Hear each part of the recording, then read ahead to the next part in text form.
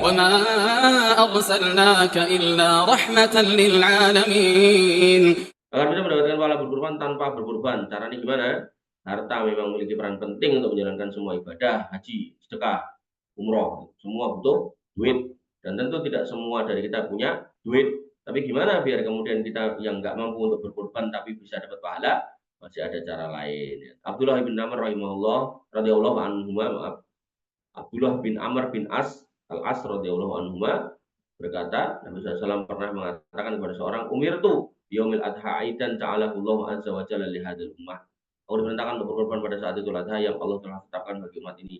Laki-laki itu berkata ketika mendengar itu, ara'aita illam ajid illa manihatan unsa wa udhhiya biha. Bagaimana pendapat engkau ya Rasulullah bila saya hanya memiliki hewan betina yang menjadi sumber rezeki saya?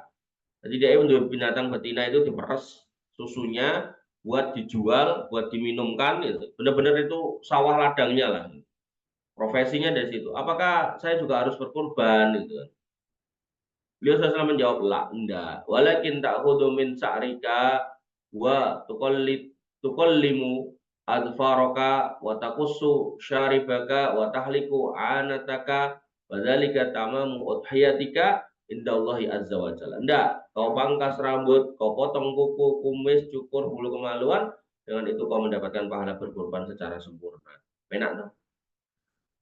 Jadi kalau yang udah niat kurban, beli kambing kurban, nggak boleh potong-potong. Begitu kemudian sudah motong kurban, silakan cukur, silakan potong kuku, potong rambut, gitu kan. Termasuk potong rambut-rambut yang ada di tertutup baju, gitu kan, bagian di samping dan seterusnya, gitu kan. Maka itu dilakukan oleh orang yang kurban. Lah kurban, itu yo lakonono, maka kata Nabi kamu akan dapat pahala yang sempurna. Ini banyak orang nggak tahu loh ini di sini. Pelajaran dalam hadis ini yang pertama, penyebab utama orang tidak berkorban tapi mendapatkan pahala korban adalah ikhlas dan niat jujur untuk ikut berkorban namun terhalang oleh keadaan. Pengen, ya, tapi nggak punya kesanggupan. Al-Mula Ali Al-Qari rahimahullah berkata, ya, ai udhiyatu kata matun biniatika al-khalis. Kenapa korbanmu itu dianggap sempurna karena kamu punya niat yang tulus. Ada dua pandangan ulama tentang cara pengamalan hadis ini, yaitu pertama melakukan persiapan dengan membersihkan tubuh secara maksimal pada hari Idul Adha, mandi. Ini udah lumrah ya mandi. Kemudian yang disebutkan dalam hadis di atas adalah dengan melakukan 4 hal: potong rambut, kuku, kumis, bulu, kemaluan. Jenggot nggak ada ya. Rambut, kumis, kuku, bulu, kemaluan. Tambahin bulu ketek boleh nggak? Boleh, karena itu juga bagian dari khamsu binal fitrah itu, 5 hal dari fitrah itu. Itu kan ini potong kuku, kumis, bulu kemaluan, ketiak, sama hitan, itu 5.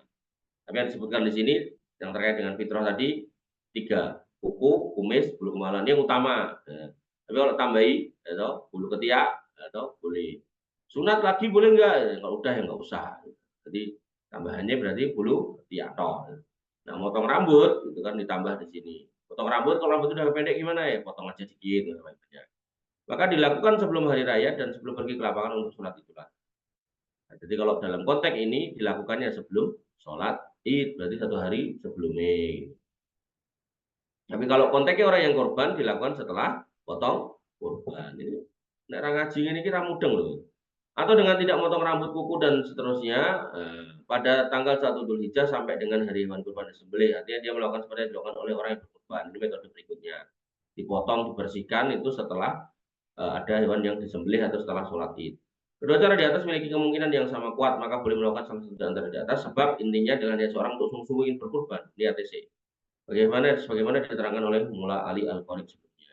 3, begitu berartinya niat dalam kehidupan seorang muslim, dengan niat seorang bisa meraih pahala meskipun tidak memiliki kemampuan untuk menjalankan suatu ibadah.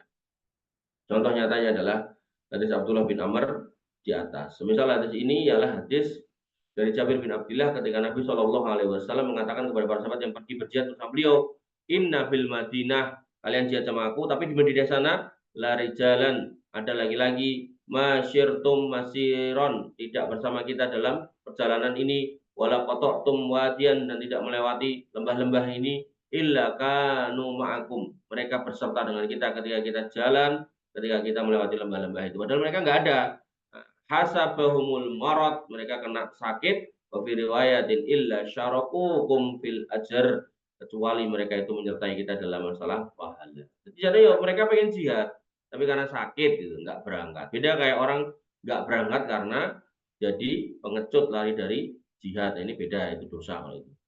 Semoga Allah memudahkan kita yang belum berkesempatan untuk korban pada tahun ini untuk tetap menjalankan pahala berkorban dengan menjalankan kandungan hadis di atas.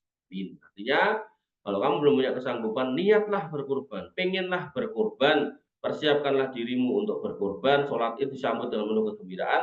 Semoga ya Allah berikan pahala korban untuk kita yang tidak berkorban karena tidak punya kemampuan, bukan pelit. Ya, bedakan ya.